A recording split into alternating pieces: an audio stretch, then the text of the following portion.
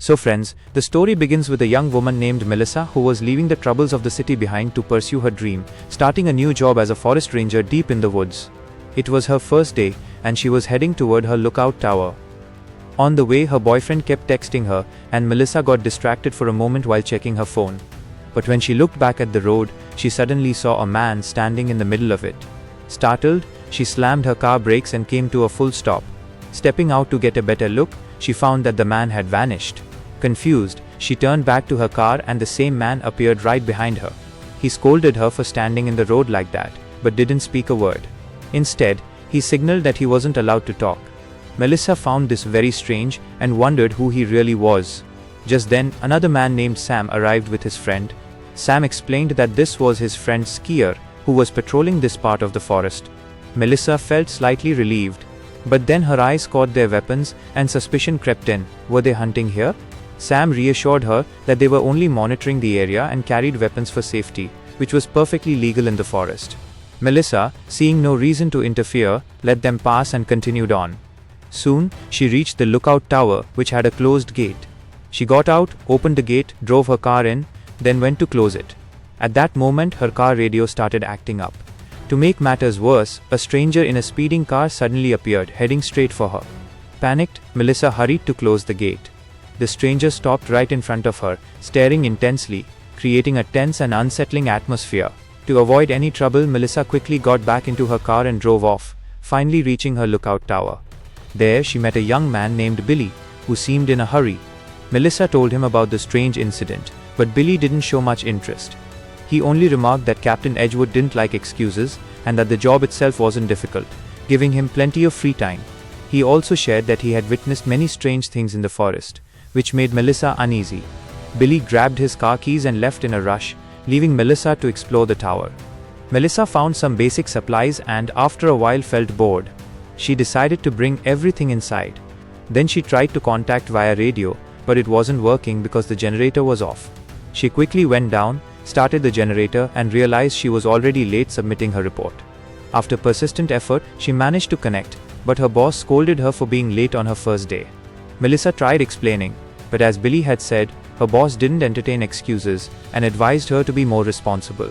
She began monitoring the forest through her binoculars to complete her report. Suddenly, a bird crashed into the glass and fell, startling her. Melissa finished her report, turned off the radio, and despite the challenges of her first day, didn't lose hope.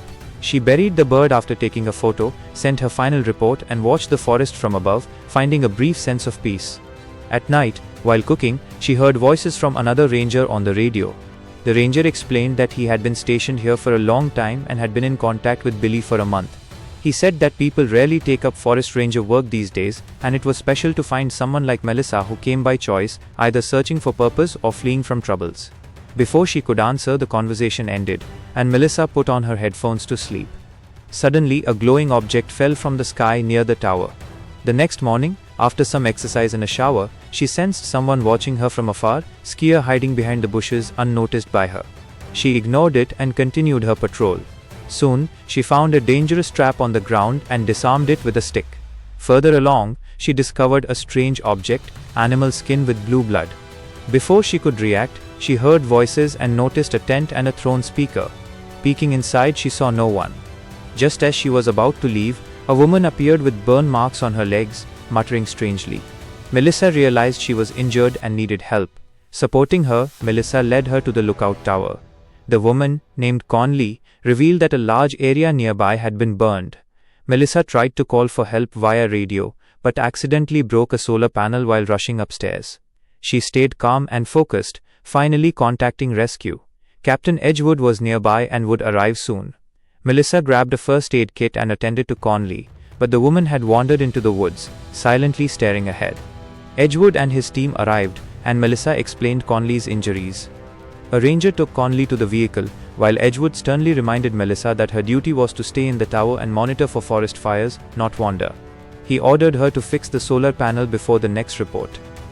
Exhausted, Melissa finally rested, but woke up late again.